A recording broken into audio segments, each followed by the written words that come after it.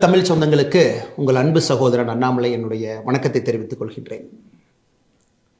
உங்களிடம் ஒரு உண்மையை சொல்லி இதை ஆரம்பிக்க வேண்டும் என்று நினைக்கின்றேன். எனக்கு அரசியல் வருவதற்கு முன்பு பெரும்பாலும் தேசிய கட்சிகள் என்று சொன்னால் கொஞ்சம் நானும் தூரம் இருந்து பார்க்கக்கூடிய ஒரு சாதாரண விவசாயினுடைய மகன். காரணம் 1965 ஏற்பட்ட குளறுபடிகள்.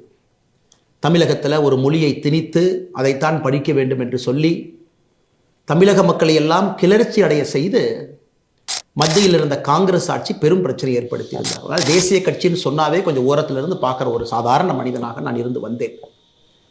2019 மே 31 புதிய கல்விக் கொள்கை, நியூ எஜுகேஷன் பாலிசி, அந்த கமிட்டியினுடைய தலைவராக இருக்கக்கூடிய கஸ்தூர் ரங்கன் ஐயா, ஐஎஸ்ஆர்ஓவில் பெரிய மனிதராக இருந்தவர், அந்த ரிப்போர்ட்டை கொடுக்குறாங்க.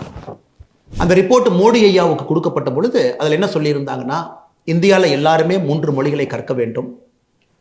முதல் மொழி நம்முடைய தாய்மொழியாக இருக்கணும், தமிழகத்தை பொறுத்தவரை தமிழ் மொழியாக இருக்கணும். 2வது மொழி ஆங்கில மொழியாக இருக்கணும். 3வது மொழி கட்டாய ஹிந்தியாக இருக்க வேண்டும் என்று மே 31, 2019 கொடுக்கப்பட்ட ரிப்போர்ட். அது மோடி ஐயாவுக்கு வந்தோடனே கேபினெட்டில் மோடி ஐயா வச்சு இது ஏற்புடையது அல்ல, 1965 இதே தான் ஓடிட்டு இருக்கு, 68 புதிய கல்விக் கொள்கையாக இருக்கட்டும், 86 வந்த அடுத்த கல்விக் கொள்கையாக இருக்கட்டும், எல்லாத்திலும் இதே பிரச்சனை. ஆனால் நம்முடைய புதிய கல்விக் கொள்கை என்பது மாறுபட்டு இருக்க வேண்டும் என்பதற்காக பாரத பிரதமர் நரேந்திர மோடி அவர்கள் ஜூன் 3 2019 இந்த கமிட்டி கொடுத்த ரிப்போர்ட்டை மாத்துறார். 3 மொழிகளை கற்க வேண்டும். உண்மைதான். காரணம், உலகம் மாறிவிட்டது, முன்னேறி கொண்டிருக்கிறது, எல்லாரும் நிறைய மொழி தெரிஞ்சுக்கிறாங்க. முதல் மொழி தாய்மொழி தமிழாக இருக்கட்டும், 2வது மொழி ஆங்கிலமாக இருக்கட்டும், 3வது மொழி கட்டாய ஹிந்தியாக இருக்கக்கூடாது. இந்திய மொழிகளில் உங்களுக்கு பிடிச்ச ஏதோ ஒரு மொழியை கற்றுக்குங்க. அதாவது ரிப்போர்ட் கொடுக்கப்பட்டது கட்டாய ஹிந்தி மொழி. காரணம் 68 அப்படித்தாங்க, அப்போ இருந்த கல்விக் கொள்கை அப்படித்தான், ராஜீவ்காந்தி ஐயா காலத்தில் வந்த 2வது கல்விக் கொள்கை அப்படித்தான். ஆனால் மோடி அவர்கள் அதை மாற்றி 3 மொழி கற்றுக்குங்க, தமிழ் மொழி கற்றுக்குங்க, ஆங்கில மொழி கற்றுக்குங்க, பிடிச்ச ஒரு இந்தி மொழியை கற்றுக்குங்க, மலையாளம் கற்றுக்குங்க, தெலுங்கு கற்றுக்குங்க, கன்னடம் கற்றுக்குங்க, எந்த மொழி பிடிக்குதோ, ஹிந்தி பிடிக்குதோ அதையும் கற்றுக்குங்க என்று சொல்லித்தான் இது வெளியே வந்துச்சு. என்னுள்ள அது தனிப்பட்ட முறையில் ஒரு பெரிய ஒரு மாற்றத்தை ஏற்படுத்தியது. ஒரு மத்திய அரசில் இருக்கக்கூடிய பிரதமர், தமிழ்நாட்டை சாராதவர், குஜராத்தை சார்ந்தவர், 5 ஆண்டு காலம் வெற்றிகரமாக ஆட்சியை நடத்திட்டு 6வது ஆண்டில் அடியெடுத்து வச்சிருக்கிறாங்க 2019. அந்த மனிதர் எந்த அளவுக்கு யோசிக்கிறாருன்னா, ஹிந்தி தெரியாத மாநிலங்கள் எப்படி யோசிப்பாங்கிறது ஒரு பிரதமர் யோசிச்சு கொண்டு வர்றார். என்னை பிஜேபியில் இழுத்து என்னை ஒரு தொண்டனாக நான் இணைத்து கொண்டதற்கு பல காரணங்கள் இருந்தாலும் கூட இது ஒரு முக்கிய காரணம் என்னுடைய தாய்மொழி தமிழ் மொழிக்கு மோடி ஐயா மரியாதை கொடுத்திருக்கிறாங்க என்பது மிக முக்கியமான ஒரு காரணம். என்னை போல லட்சக்கணக்கான தொண்டர்கள், இளைஞர்கள், சகோதரிகள் எல்லாம் பாரதிய ஜனதா கட்சி இணைந்து கொண்டிருக்கின்றார்கள். காரணம், ஒரு தேசிய கட்சியாக இருந்தாலும் மாநில நலனை முன்னிறுத்தி அரசியல் செய்ய முடியும், ஆட்சி செய்ய முடியும் என்பதை 11 ஆண்டு காலமாக தொடர்ந்து நம்முடைய பாரத பிரதமர் நரேந்திர மோடி அவர்கள் நமக்கு காண்பித்துக் கொண்டிருக்கின்றார். ஆனால் இன்னைக்கு தமிழ்நாட்டில் பாருங்க என்ன அநியாயம் பண்ணிட்டு இருக்காங்க.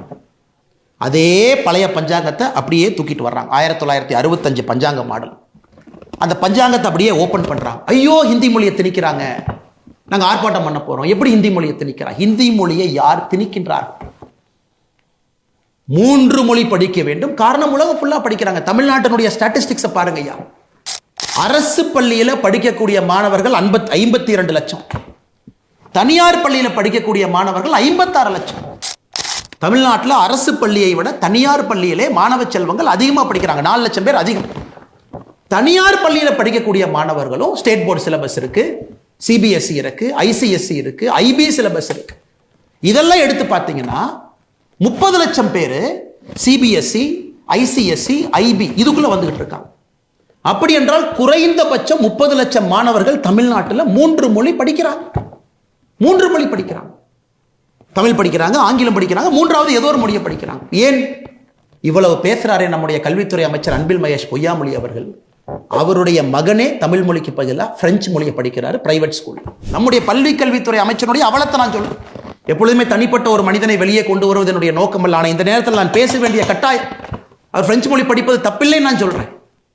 பிடிச்ச மொழியை படிங்க, 3வது மொழி படிங்க. ஆனா உங்க குழந்தை பிரெஞ்சு மொழி படிக்கணும் பிரைவேட் ஸ்கூல்ல. இந்த 52 லட்சம் பேர் அரசு பள்ளியில தட்டு தடுமாறி அதில் லட்சக்கணக்கான மாணவர்கள் வெறும் மரத்துக்கு கீழே வெயில்ல உடைஞ்சு போன ஒரு பிளாக் போர்டை வச்சுக்கிட்டு குறைவாக ஆசையில் இருக்கக்கூடிய அந்த நேரத்தில் அவங்க படிச்சுட்டு இருக்காங்க. இதை எப்படி ஏற்றுக்க முடியும்? முதலமைச்சர் ஸ்டாலின் அவங்ககிட்ட இருந்து ஆரம்பிச்சு கடைசி திமுக கவுன்சிலர் வரைக்கும் நான் சொல்றேன். நான் யாரும் எடுக்கல. திமுகவுடைய கடைக்கோடியில் இருக்கக்கூடிய கவுன்சிலர் வரைக்கும் குழந்தைங்க 3 மொழி படிக்கிறாங்க. பிரைவேட் ஸ்கூலுக்கு போறாங்க, படிக்கணும். ஏன்னா அவங்க படிக்கணுமா, வெளிநாட்டுக்கு போகணுமா, நல்லா சம்பாதிக்கணுமா, மல்டிநேஷனல் கார்பரேஷன்ல வேலை பார்க்கணுமா, சிவில் சர்வீஸ்க்கு வரணுமா, அரசியல்வாதிகளாக வரணும். ஆனா அரசு பள்ளியிலே படிக்கக்கூடிய 52 லட்சம் மாணவர்கள் நாம் என்ன பண்ணணுங்க? இவங்களுக்கு போஸ்ட் ஓட்டணும். இது அவங்க நோக்கம். தமிழ்நாட்டில் மொழியை வைத்து கல்வியை வைத்து 2 classes ஆஃப் பீப்புள், 2 தரப்பட்ட மனிதர்களை உருவாக்கிட்டாங்க. ஒருவன் மேல மேல போயிட்டு இருப்பான், கல்வி தகுதி குறைவாக கொடுத்து இன்னொரு தரப்பட்ட மனிதன் அவங்களுக்கு நம்ம பணி செய்யணும். கடையில கை கட்டி நிக்கணும், வேலை பார்க்கணும், கூலி வேலைக்கு போகணும், தோட்டத்தில் வேலை பார்க்கணும். அவங்க ஒரு கம்பெனி நடத்தினாங்கன்னா டயரை உருட்டணும், வீட்டை சுத்தம் பண்ணணும், தெருவை சுத்தம் பண்ணணும், துப்புரவு பணியாளர்களாக வேலை செய்யணும். இதெல்லாம் நாம செய்யணும். ஏன்னா அரசு பள்ளியில் படிச்சுட்டாங்க, அவங்களுக்கு 2 மொழி மட்டும்தான் தெரியும். அந்த 2 மொழியும் உருப்படியா தெரியுதா? அடுத்த கேள்வி. தமிழை வைத்து அரசியலிலே தஞ்சம் அடைந்து பிழைப்பு நடத்தி கொண்டிருக்கின்றார்கள் திராவிட முன்னேற்ற கழகம். தமிழ் மொழியை வச்சு பிளப்பு நடத்துறாங்க. அவங்க நிலைமையை பாருங்க. இந்த ஆண்டு 2024 ஏசர் என்கின்ற அமைப்பு ஒரு லேர்னிங் அவுட்கம்ஸ், ஒரு மாநிலத்தில் படிப்பினுடைய தகுதி, கல்வித்திறன் எந்த அளவுக்கு இருக்குன்னு சோதிக்கக்கூடியது. மினிஸ்ட்ரி ஆஃப் எஜுகேஷன் அவங்க நடத்தக்கூடிய ஒரு ஆய்வு. நிறைய என்ஜிஓக்கள் சேர்ந்து அந்தந்த மாநிலத்தில் நடத்துறாங்க. தமிழ்நாட்டில் ஏசர். இதை தாண்டி எந்த ஒரு ஆய்வறிக்கையும் இல்லைங்க சார், இல்லைங்க பெரியவர்களே, தாய்மார்களே. இந்த ஏசர் 2024 பாருங்க. 2ஆம் வகுப்பில் இருக்கக்கூடிய ஒரு தமிழ் பேரா கொடுக்குறாங்க. இதை படிக்கணும். எத்தனை மாணவர்கள் 2ஆம் வகுப்பில் படிக்கிறீங்க, எத்தனை மாணவர்கள் இதை 5ஆம் வகுப்பில் படிக்கிறீங்க, எத்தனை மாணவர்கள் 8ஆம் வகுப்பில் படிக்கிறீங்க. அவங்க கொடுத்த அந்த தமிழ் பேராகிராஃப் பாருங்க. ஒரு ஊரில் ஒரு ஏழை விவசாயி இருந்தார். அவரிடம் ஒரு பானை இருந்தது. அதில் அவர் தினமும் வீட்டிற்கு தண்ணீர் கொண்டு வருவார். ஒரு நாள் பானையில் ஒரு ஓட்டை விழுந்து விட்டது. என்ன செய்வதென்று யோசித்தார். அவர் தண்ணீர் கொண்டு வரும் பாதையில் பூ விதைகளை விதைத்தார். அந்த ஓட்டை பானையிலிருந்து ஒழுகிய நீரினால் அந்த விதைகள் செடிகளாக வளர்ந்தன, அழகான பூக்கள் மலர்ந்தன. இதுதாங்க ஐயா பேரா. இதை 2ஆம் கிளாஸ்ல இருக்கக்கூடிய text book, school text book, அதெடுத்து எல்லாத்தையும் படிக்க சொல்றாங்க. 3ஆம் வகுப்புல எத்தனை பேர் அதை படிக்கிறாங்க? 3ஆம் வகுப்புல படிக்கக்கூடிய நம்முடைய மாணவ செல்வங்கள் இந்த தமிழ்ல எத்தனை பேர் படிக்கிறாங்க? அந்த ஆய்வறிக்கையின்படி தமிழகத்தில் 87% குழந்தைகள் 3ஆம் வகுப்புல இதை படிக்க தெரியல. 87% கிளாஸ் 3 படிக்க தெரியல. இதே உத்தரப்பிரதேசம், குஜராத், மகாராஷ்டிரா, பீகார்ல அவங்களுடைய தாய்மொழி ஹிந்தியை குடிச்சு, குஜராத்தியை குடிச்சு படிக்க சொல்றாங்க. இதே மாதிரி ஒரு பேராகிராஃப். ஸோ உத்தரப்பிரதேசில் எடுத்துக்கிட்டீங்கன்னா 27% படிக்கிறாங்க. அப்ப என்ன அர்த்தங்க? 27% படிக்கிறாங்கன்னா 73% படிக்க முடியல. தமிழகத்தில் 87% படிக்க முடியல. உத்தரப்பிரதேசில் 73% படிக்க முடியல. குஜராத்தில் 75% படிக்க முடியல. மகாராஷ்டிராவில் 63% படிக்க முடியல. பீகாரில் 80% படிக்க முடியல. 3ஆம் கிளாஸ்ல இருக்கக்கூடிய பையங்க அவங்க தாய்மொழியில் ஒரு பேரா படிக்கணும். தமிழகத்தில் 87% குழந்தைகள் 3ஆம் வகுப்புல 2ஆம் வகுப்பினுடைய பாடப்புத்தகத்தில் இருக்கக்கூடிய நாம் படிச்ச இந்த தமிழ் பேராவை படிக்க முடியலைங்க ஐயா. சரி, இதே பேராவை 5ஆம் வகுப்பு குடிச்சு படிக்க சொல்றாங்க. 5ஆம் வகுப்பு அரசு பள்ளியில் இருக்கக்கூடிய மாணவனை படிக்க சொல்றாங்க. தமிழகத்தில் 5ஆம் வகுப்பு படிக்கக்கூடிய அரசு பள்ளி மாணவன் 63% பேர் அது படிக்க முடியும். 5ஆம் வகுப்பு மாணவன். இதை 8ஆம் வகுப்பு மாணவன்கிட்ட கொடுத்து படிக்க சொல்றாங்க. 8ஆம் வகுப்பு படிக்கக்கூடிய நம்முடைய மாணவ செல்வங்கள் 38% 2ஆம் வகுப்பில் எழுதியிருக்கக்கூடியதை படிக்க முடியலையா? இதான் நீங்க தமிழை வளர்த்துற லட்சணமா? இருமொழி கொள்கை தோல்வி அடைந்து விட்டது நீங்க ஒத்துக்க மாட்டீங்களா? இருமொழி கொள்கையில ஜெயிச்சவை யாரு? திமுக காரன். ஜெயிச்சவை யாரு? திமுக கட்சியில் இருக்கக்கூடிய கவுன்சிலர்ல இருந்து முதலமைச்சர் வரைக்கும் நீங்க ஜெயிச்சிட்டீங்க ஐயா. நீங்க நல்லா ஜெயிச்சிட்டீங்க. உங்க குழந்தைங்க எல்லாம் தனியார் பள்ளி. 56 லட்சம் பேர்த்துல எங்கேயோ ஒருத்தரா இருக்கிறாங்க. பிரெஞ்சு, ஜெர்மன், டச் எல்லாம் படிக்கிறாங்க ஐயா. சென்னையில் டச் எல்லாம் இருக்கு. டச்சு மொழியில் படிக்கிறாங்க. அரசு பள்ளியில் இருக்கிறவங்க மேல வரக்கூடாது. They are a class of people who have to work for this particular class. Karl Marx எப்பவோ சொன்னது தமிழகத்தில் மாத்தி எப்படி இருக்கு பாருங்க. ஒரு தலைப்பட்ட சமுதாயம் மேல் நோக்கி செல்லும், கல்வி திறன் குறைவாக கொடுக்கப்பட்டு வளர்க்கப்பட்ட சமுதாயம் அவர்களுக்கு ஊழியம் செய்வதற்காக கீழ் நோக்கி செல்லும் அப்படிங்கிறத தமிழ்நாட்டை தவிர எங்கேயுமே உதாரணம் இல்லை. முதலமைச்சர் வெட்கப்பட வேண்டும். ஒரு பொய்யை சொல்லி பிழைப்பு நடத்தக்கூடிய முதலமைச்சர் வெட்கப்படும். ஹிந்தியை கொண்டு வருகின்றோம் என்று யார் சொன்னார்? பிரதமர் மோடி அவர்கள் ஹிந்தியை கொண்டு வர மாட்டோம் என்று சொன்ன பிரதமர் அவர்கள். நீங்க காங்கிரஸோட கூட்டணி 2004 14, அப்ப இந்தியாவுடைய கல்விக் கொள்கை எப்படிங்க இருந்துச்சு? இந்தி 3வது கட்டாய மொழியா இருந்துச்சு. 2019 ஜூன் 3ஆம் தேதியிலிருந்து பிரதமர் அவர்கள் வரைவறிக்கையை மாற்றிய பிறகு கம்பல்சரி ஹிந்தி கிடையாது, 3 மொழி படிங்க, பிடிச்சத 3வது மொழி. எனக்கு இதை வச்சு அரசியல் கட்சி எப்படியெல்லாம் வியாபாரம் பண்றாங்க பாருங்க. என் கையில் ஒன்று இருக்கு பாருங்க ஐயா. பேரறிஞர் அண்ணாதுரை ஐயா அவர்கள் 1967 ஏப்ரல் மாசத்துல கணையாளி அப்படிங்கிற நம்முடைய தமிழ் பத்திரிகைக்கு பேட்டி கொடுக்குறாங்க. தமிழகத்திலே நாங்கள் மும்மொழி கொள்கையை ஏற்றுக்கொள்கின்றோம். எப்பொழுது என்றால் இந்தியாவில் இருக்கக்கூடிய மற்ற மாநிலங்களும் மும்மொழி கொள்கையை ஏற்றுக்கொள்ளும் பொழுது நாங்களும் ஏற்றுக்கொள்கின்றோம். இது யார் சொல்றாங்க? பேரறிஞர் அண்ணாதுரை ஐயா சொல்றாங்க. இன்னைக்கு இந்தியாவில் பக்கத்து மாநிலம் கேரளாக்கு போங்க ஐயா, 6வதுலேருந்து 12வது வரைக்கும் ICT syllabus, computer syllabus, Tamil text book இருக்கு, மலையாளம் இருக்கு, இங்கிலீஷ் இருக்கு, தமிழ் இருக்கு, பக்கத்தில் முன்னேறிட்டு இருக்காங்க. ஏன் கோபத்தோடு பேசுகின்றேன், ஏன் ஆற்றாமையோடு பேசுகின்றேன்னா இந்த மாணவ செல்வங்களுடைய வாழ்க்கையை கூட போட்டுட்டு இருக்கிறீங்க. அவங்கள மேலே வருவதற்கு வாய்ப்பே இல்லாம மேல ஒரு ஏணி கொடுத்தா தாங்க ஏறுவாங்க, கயிறு போட்டா தாங்க பிடிச்சி ஏறுவாங்க. அரசு பள்ளியில் தள்ளி விட்டுட்டு ஏணியும் கொடுக்க வேண்டாம், கயிறும் கொடுக்க வேண்டாம், இவங்க யாருக்கோ கூலிகளாக கொத்தடிமையிலாக வேலை செய்ய வேண்டும் என்று நினைத்தால் அதை இந்த அண்ணாமலை எதிர்ப்பான், தமிழக பாரதிய ஜனதா கட்சி எதிர்க்கும், எல்லோரும் எதிர்ப்போம். அதில் எந்த மாற்று கருத்து வேண்டாங்க. அண்ணன் சீமான் அவர் வரி கொடுக்க வேண்டாமா? வரி அவர் சொல்றார். 2016 அண்ணன் சீமான் அவருடைய தேர்தல் அறிக்கையை பாருங்க. கல்விக் கொள்கையை பத்தி சீமான் பேசுறாங்க. மொழிக் கொள்கை எப்படி இருக்கணுமா? சீமான் அவர்கள் சொல்றாரு, பயிற்று மொழியாக தமிழ் இருக்கணுமா, கட்டாய பாடமொழியாக ஆங்கிலம் இருக்கணுமா, விருப்ப மொழியாக ஹிந்தி உட்பட உலகத்தில் உள்ள எல்லா மொழிகள் இருக்கணுமா?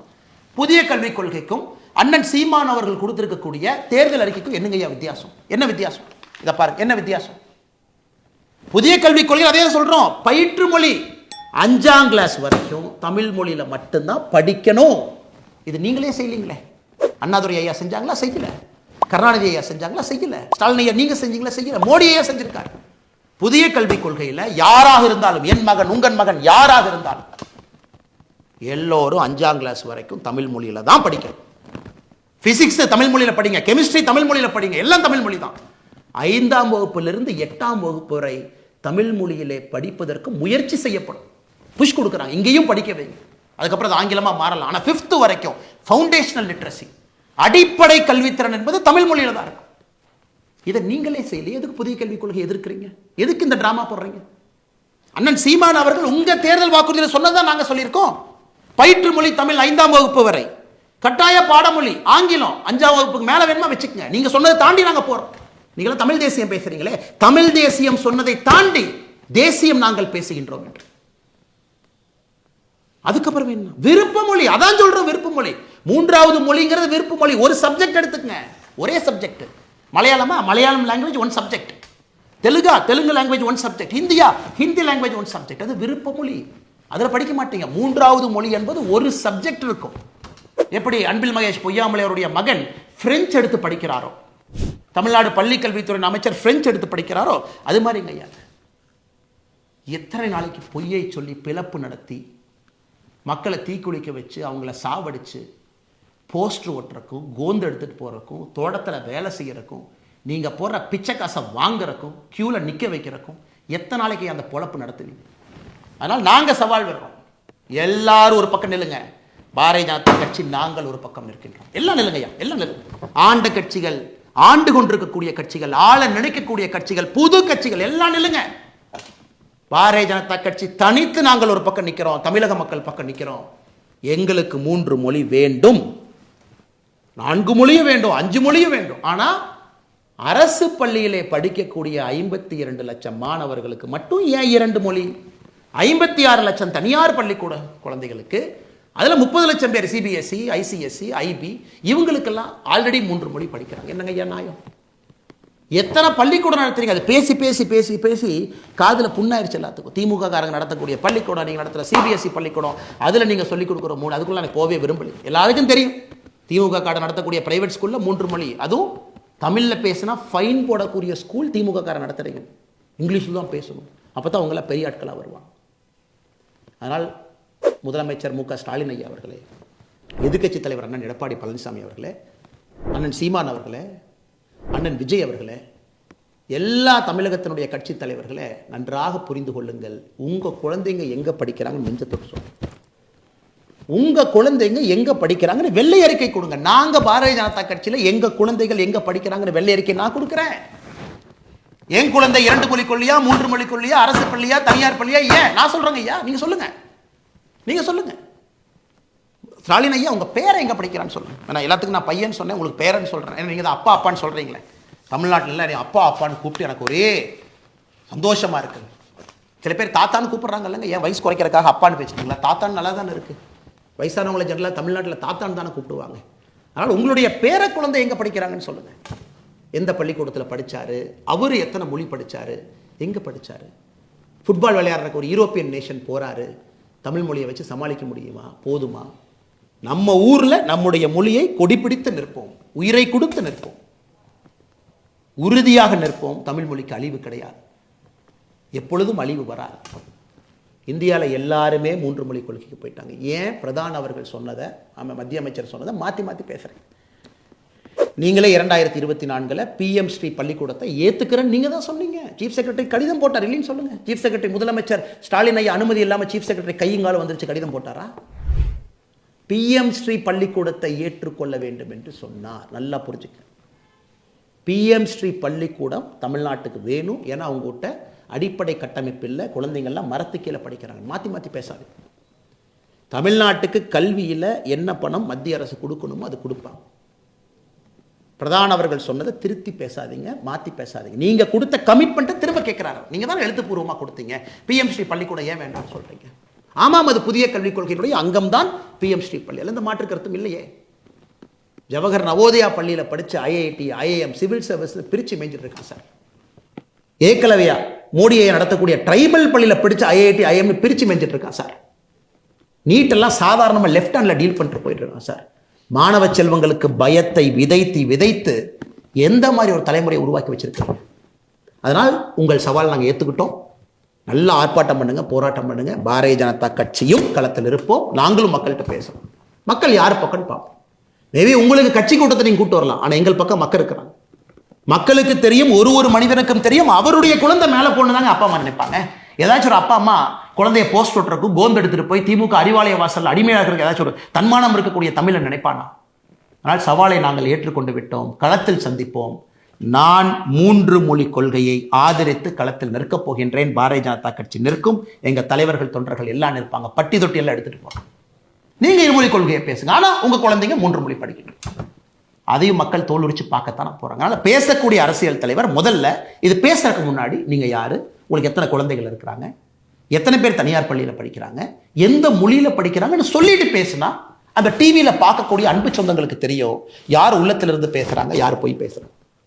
இது சற்ற நீண்ட ஒரு காணொலியாக இருந்தாலும் கூட இது ரொம்ப முக்கியமான ஒரு காணொலிங்க. கண் முன்னால் நம்முடைய இளைய சமுதாயம் அழிவதை நம்மால் ஏற்றுக்கொள்ள முடியாது. அதனால் என்னுடைய அன்பு தமிழ் சொந்தங்களுக்கு மறுபடியும் என்னுடைய பணிவான வேண்டும். எது என்னை பாரதிய ஜனதா கட்சி கொண்டு வந்தது என்றால், முக்கியமாக ஹிந்தி கட்டாயமாக படிக்கணும்னு கொடுத்த ஒரு ரிப்போர்ட்டை அதை மோடி அவர்கள் வாங்கி வேண்டாம் என்றதை திருத்தி கொண்டு வர்றாருன்னா அந்த மனிதனுக்கு ஹிந்தி பேசாத ஒரு மாநிலத்தின் மீது எவ்வளவு அக்கறை இருக்க வேண்டும், குறிப்பாக நம்முடைய தமிழ் இனத்தின் மீது எவ்வளவு அக்கறை இருக்குன்னு நீங்கள் பார்க்கணும். உங்களுக்கும் இந்த அன்பான வேண்டுகோளை வைக்கின்றேன். நல்லது நடக்கும், நல்லது நடந்து கொண்டிருக்கிறது. இவங்களை நம்பி நம்ம போனோம்னாங்க ஐயா, நம்ம குழந்தைங்க போஸ்ட் ஒட்டுறக்கும் கோந்து எடுத்துட்டு தெருவா சுத்தரக்கும் தாங்க ஐயா போறாங்க. நாங்கள் உங்கள் குழந்தைகளை இந்தியாவுடைய பிரதமராக கனவு காண்கிறோம். தமிழகத்தினுடைய முதலமைச்சர்களாக வர வேண்டும் என்று கனவு காண்கிறோம். IAS IPS அதிகாரிகளாக வர வேண்டும், பெரிய ஆளுமைகளாக வர வேண்டும், பிசினஸ் மேனாக வரணும். அது எங்களுடைய கனவு. இவங்க கனவு என்ன தெரியுமா ஐயா? உங்க குழந்தைகள் அடிமைகளாக தொண்டர்களாக வர வேண்டும் என்பது இவங்க கனவு. ஏன்னா இவங்கெல்லாம் அப்படியே பெரிய ஆளுங்க, சூப்பர் ஸ்டார்ஸ். அவங்களுக்கு கீழே கைப்பற்றி நிற்கணும். அது வேண்டாங்க ஐயா. உடைப்போம், உங்களோடு களத்தில் இருப்போம். ஆதரவோடு நீங்கள் மோடி ஐயாவோடு இருங்கள். தமிழகத்திலே ஒரு புதிய மாற்றத்தை 2026 பாரதிய ஜனதா கட்சி தேசிய ஜனநாயக கூட்டணி கொடுக்கும். நன்றி, வணக்கம், வாழ்த்துக்கள்.